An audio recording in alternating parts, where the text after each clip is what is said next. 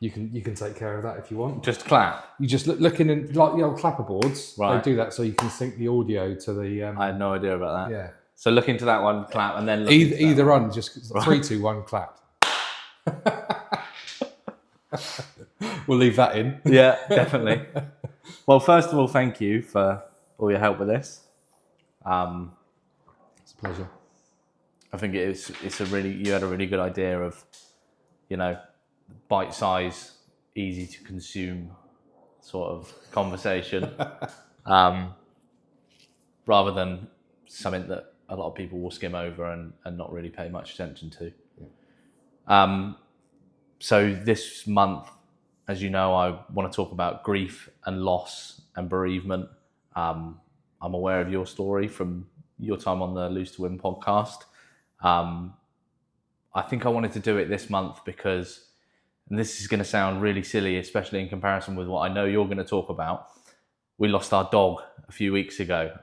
We were out on the walkie-talkie, and I knew that morning that she wasn't very well and was going to go and pick her up and take her with me, but it had rained that morning and she was always awful in the rain and in puddles, and I thought, I won't bother and we'll go and get her later. And then I got the call whilst we were on the walk to say, you need to come back now because it's not looking good. Who was that? Who? My partner. And then by the time I got back to the car, because we'd walked a good mile anyway, so it's 25 minutes, walk back to the car, got in the car, and then my partner's sister called and was like, where are you? And I said, I've just got in the car. And she said, I'm really sorry. And I was like, she's gone, hasn't she? And she said, yeah. So I just drove back in silence and then went in. And like I say, it's a lot of people think it's silly to feel that way about a dog, but me and my partner have been together 4 months when we got her, maybe stupidly. She was our first baby, if you want to put it that way. So it was really tough. We had her 11 years, big part of the family. 100%. And it's not silly. You started that by saying that it feels silly. I would never attribute silliness as a trait in grief, regardless of what the person is grieving because of. Grief is a loss of anything, right? So, and animals specifically bring something different to our persona, and I can completely empathise and relate. I told you a couple of weeks ago, I lost my wife in 2017, and through that period, I had a dog called Rose, who was my reason to get up, my reason to keep going, the reason to smile again. And she was an incredible character that helped me through one of the toughest times. But when I had to return to work, she wasn't the kind of dog I could leave at home all day. Yeah. So I had to give her up. And I was so lucky and grateful that I had a wonderful friend who we used to do dog walks together, and she went through a similar thing to me, but with her husband. And those two dogs ended up living together, and they've gone on and had a wonderful life. But I was also kind of sad and at the loss of parting with Rose. So dogs are incredibly powerful, and people who don't have animals maybe don't appreciate their personalities and what they bring to the table. So I'm sorry for that. Thank you. It's not just a case of get another one. No. I'll just get another dog, because you could, and it could be a completely different personality to the one that you were so in love with. Yeah. So and then 3 days after that, my little boy's hamster got really sick, and the hamster's okay at the moment, but looking like we're gonna have to make a decision with the hamster soon. And then how old's your son? Sorry, he's 4.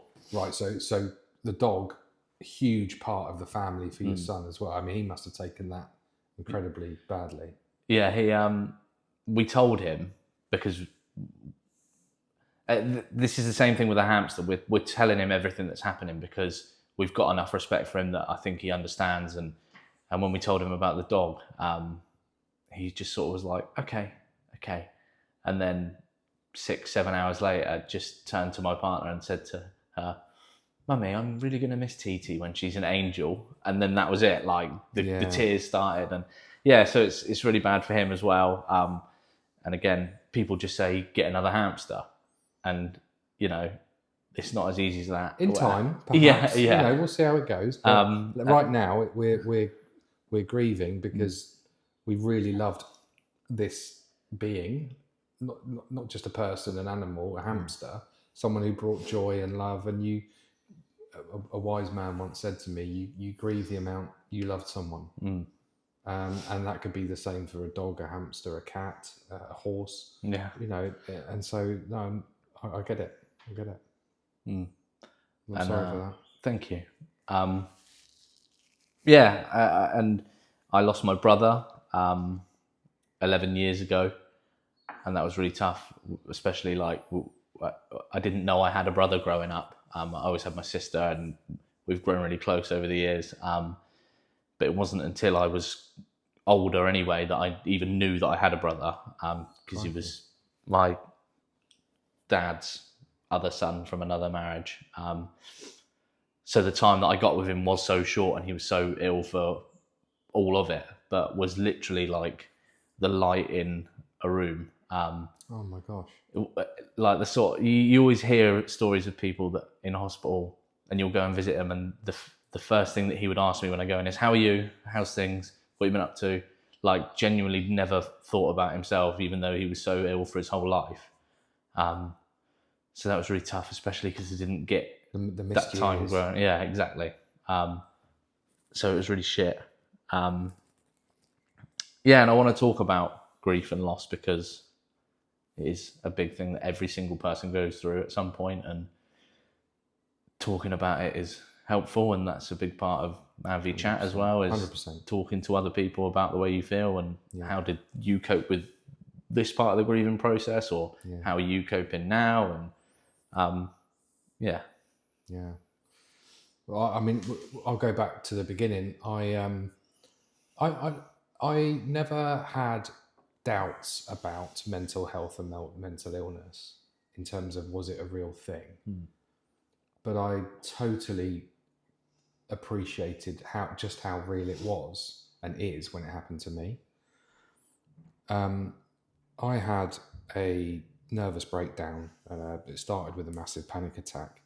I remember it so clearly. I was in HMV in Bournemouth, Christmas shopping, and it was 2011 or 2012.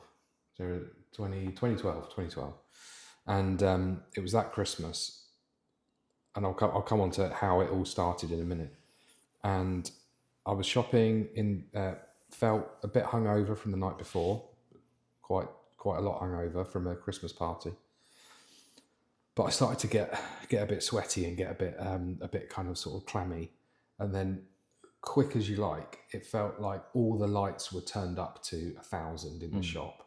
It felt like all of the oxygen had gone from the room, and all of a sudden it was like the feeling of fear, of something, of dread just came over me. I had no idea what it was. And so I rushed out and sort of had to sort of like, undo my coat and try and get some air. And that was the starting point of feeling very, very unwell. I managed to get home and I called the out of hours surgery, and I really, really wasn't good. I wasn't clever. And the nurse on the other end of the phone asked me a question during that time. I looked back and she said during that period of time, have you been under any significant stress of late? For some reason, I answered no. Maybe from a position of sort of male pride or bravado or what, I don't know. I was like, no. And then carried on, and she diagnosed me with having some post-viral fatigue or something, which was she was, based on the symptoms that I'd given her, that was what she thought I was presenting with. But in the run-up to that, what had happened was my wife at the time had undergone her second brain surgery for a brain tumor. My dad had phoned me to say that he was coming off of chemotherapy because the chemotherapy wasn't working. And my mum and dad separated. My mum had phoned me at exactly the same time to say that my sister had had a stroke in Cyprus. Fucking hell. And so it was literally like my brain's just gone, I can't do this anymore. Yeah. I just can't do it.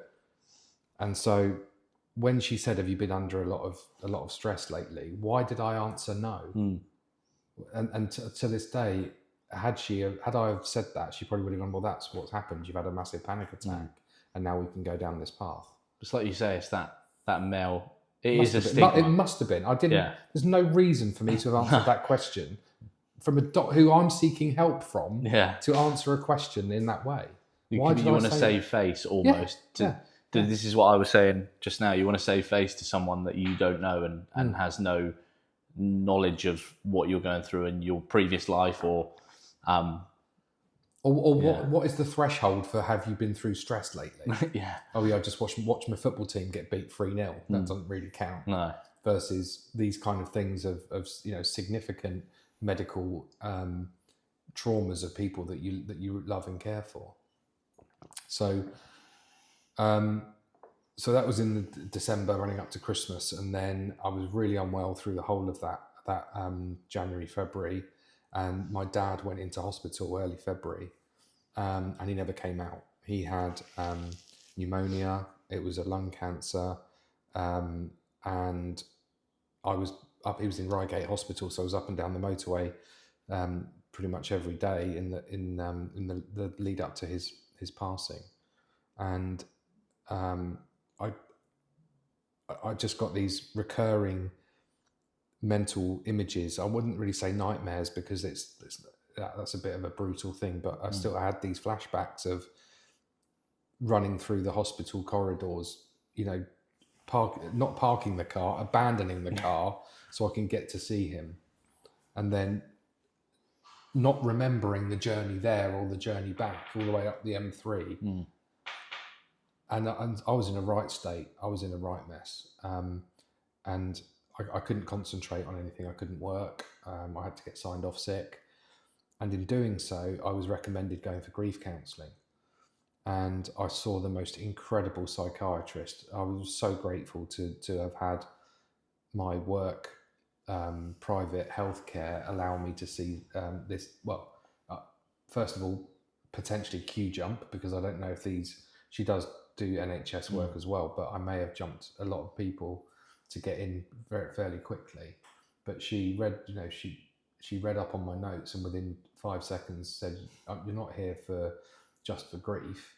You're suffering from anxiety and depression." And I was like, I don't feel depressed. And she's like, "No, but you're presenting with all of these symptoms of anxiety," and it was all the build up of the stresses. And I've subsequently done a lot of reading about the way the human body works with the stress hormones and why we go into these phases of anxiety and depression. So I had to deal with that, but I'm the kind of person that once I know the news or the prognosis, I can work with it and I can deal with it. Very much like my wife with the brain tumor. Once we knew the path of surgery and chemotherapy, radiotherapy, all those things, I could process it and I could deal with it. What I couldn't then deal with was the stresses that came afterwards. After losing Dad, I had a legal battle with his ex-wife, and it was an incredibly stressful time because we had someone on the outside of the family, having them been split up, who kept coming back into our lives through the legal process, questioning things and making more stresses for everyone who was involved, rather than actually grieving. So my ability to grieve for my dad was prolonged until that had been sort of resolved about 18 months later. So that was a really big thing for me, having someone outside of the grief bubble affecting our ability to move on.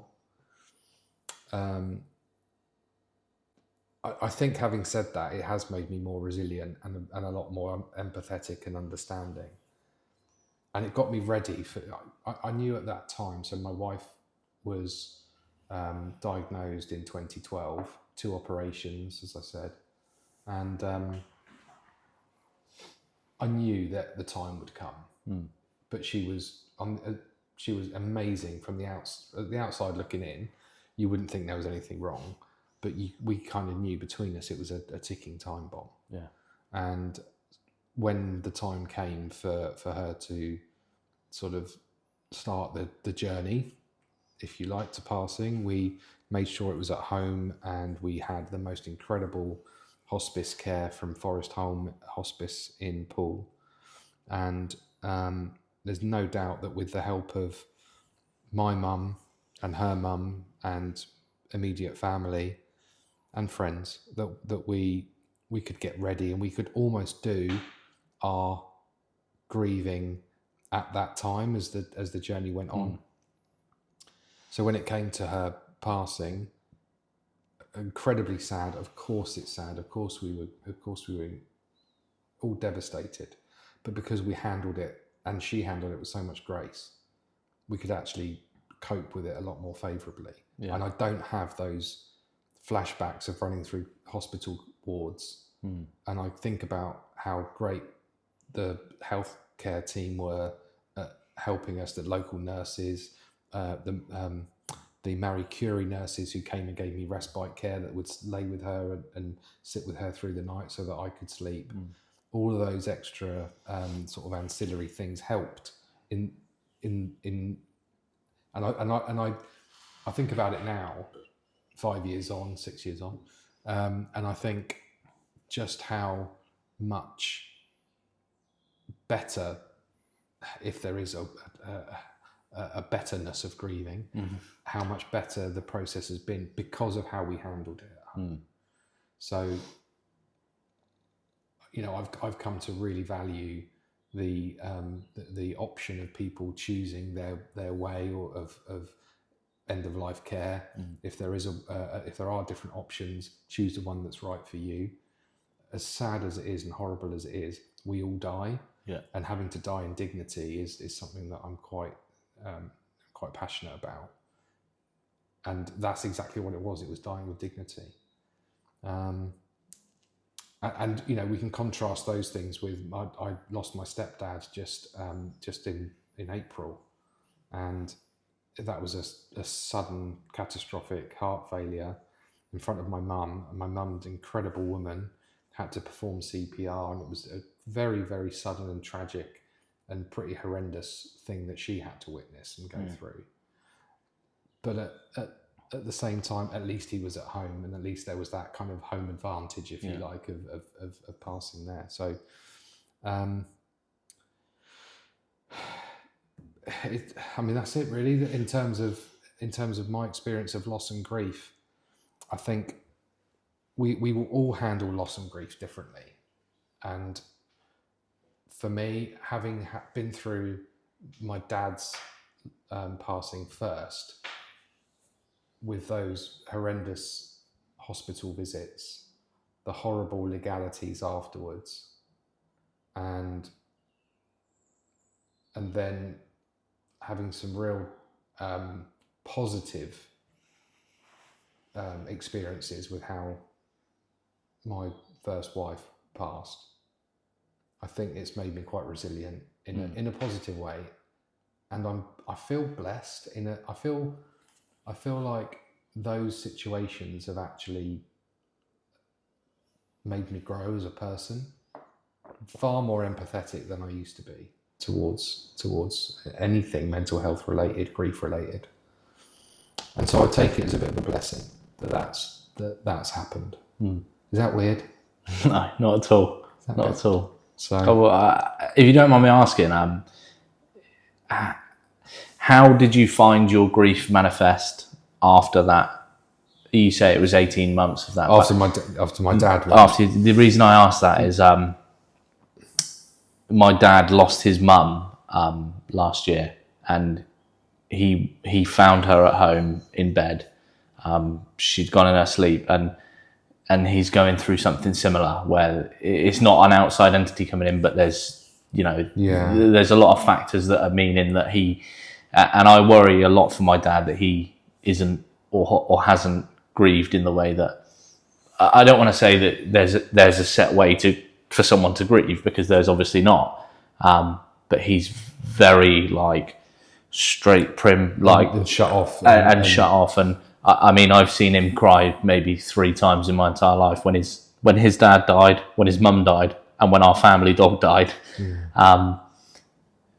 But I just worry, I want to look for the signs that when that is all over, that I can look out for him. I think you hit the nail on the head early doors when you said about talking, and just make sure that conversations can flow in a way that don't sort of shut off the memory or shut off the emotion. For me, I had this moment. I was driving to Bath to do some Christmas shopping a little while after Dad had died. I think it was, so he died in the February, and it was that following Christmas. No, he died in the March. Sorry, he went into hospital in the February. And we were driving to Bath to do some Christmas shopping, and the Slade Christmas song, "It's Christmas," came on the radio, right? And it's not, this is the weird thing, it's not a song that was ever associated with me and my dad in terms of like a thing. Right? But something in my brain, with music's really powerful for me, and it might not be for everyone, but for me, music is really, it's a big part of my life. And for some reason, my brain just flashed up this really happy image of my dad wearing a silly paper Christmas hat, singing along to that, a Christmas thing. And I just driving along, I couldn't see because I was just in floods of happy tears. Yeah. Because it was just my dad being a daft Wally at Christmas. And it was like, okay, thanks brain. I can now, it was almost like now I can start to remember, because things weren't brilliant with me and my dad. They weren't great. And I was a bit resentful. I think my grief was, there was some pent up anger that I was put in a position of having to fight this legal fight post his death. That I was like, cheers, you couldn't have sorted things out beforehand. And so there was an element of resentment for that. And then from that point on, I really started to reminisce on the happier times, the good times. I think, I know, he probably won't thank me for saying this, but Kate's brother, Kate was my wife who died, her brother Steve, sounds like he's a bit like your dad. He's very good at compartmentalizing those kind of negative emotions. And I sometimes wonder if there will be a time when he cracks, but I don't think he will, because he's just so sound and on a level, and he's just he's not unemotional. This is the thing. He's not an unemotional person, but he just seems to be like so cool and calm. Yeah. And he will talk about his sister and will laugh and he'll get a tear in his eye from time to time, but it won't be sort of floods. Doesn't mean to say he doesn't remember. Doesn't mean to say he doesn't care. Doesn't mean to say she's not in his thoughts and his mind. So yeah, everyone handles it differently. And I'm, I haven't sat down with enough people who've lost people to go, right, how long is it until you felt better? How long was it until you started to see the sun again or to smile again or whatever?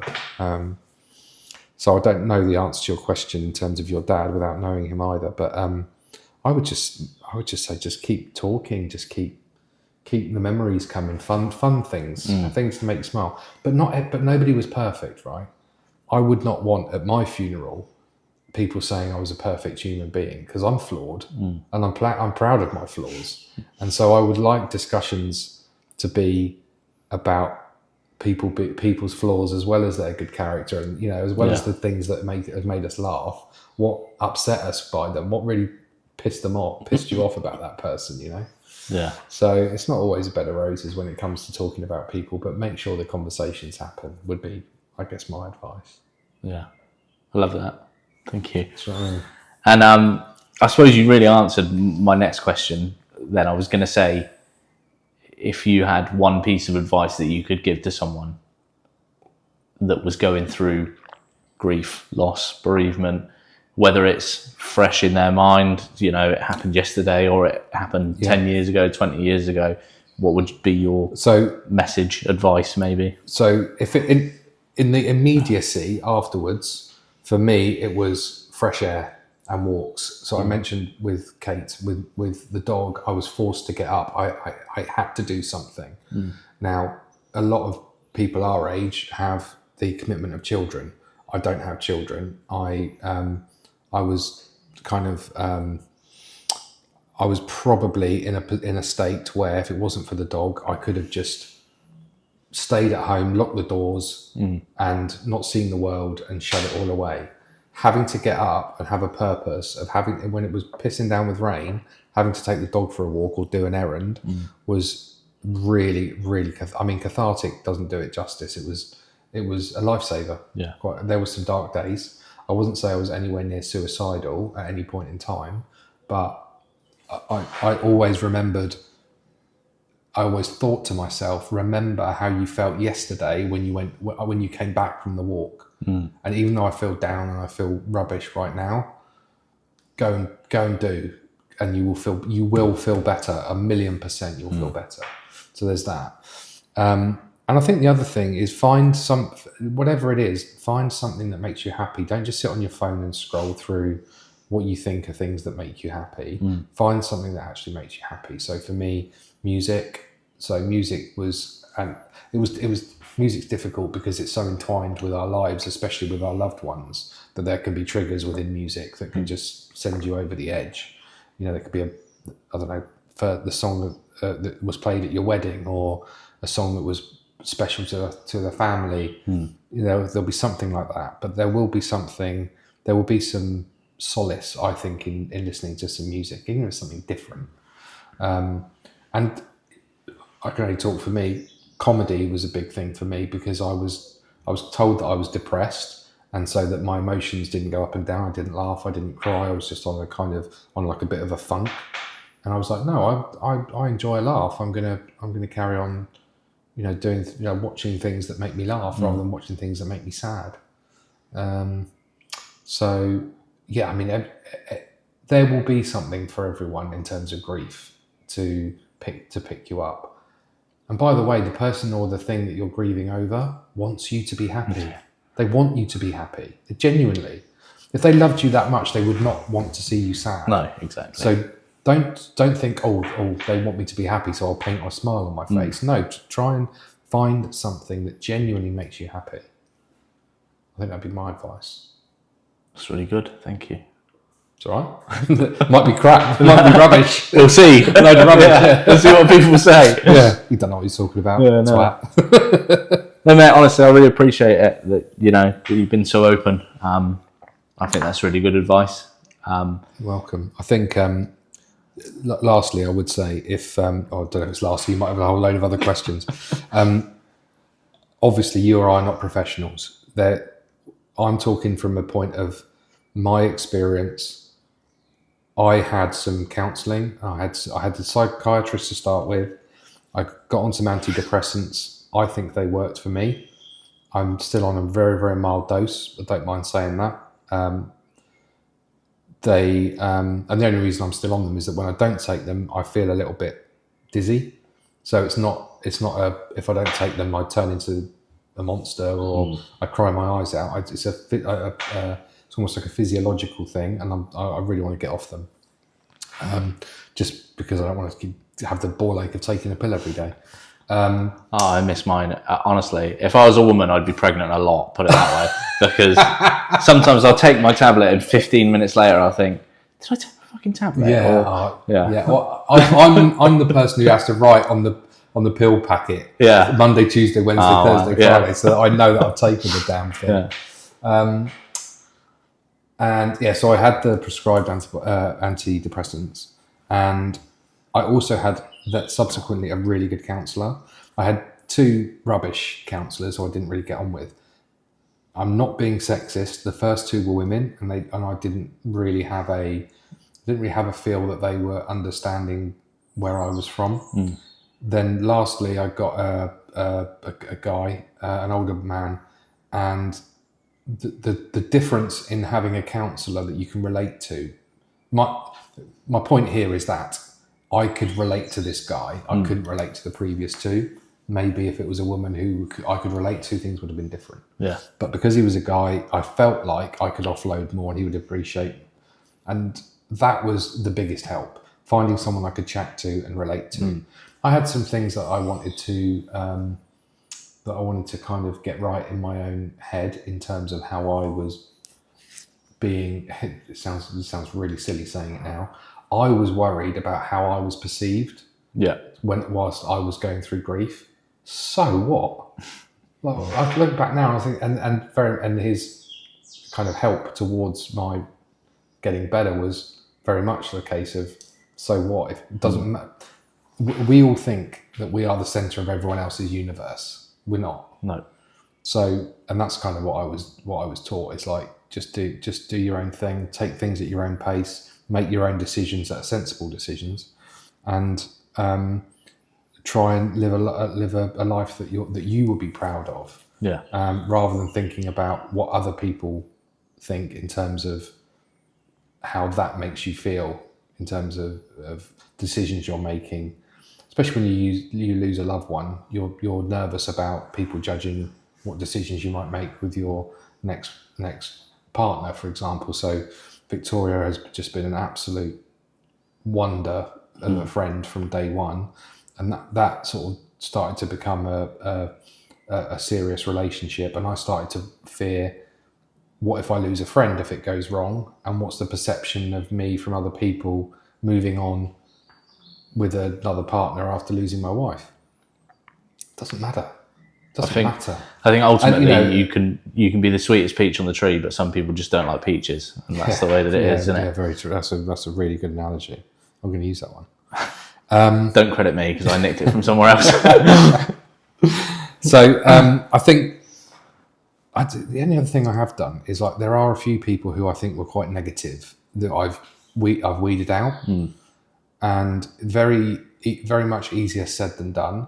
But if there are people who you think are a negative influence and not helping and not looking out for your best interest, or not bringing much to the party, I think looking at separating yourself from such relationships during a grief process is actually beneficial.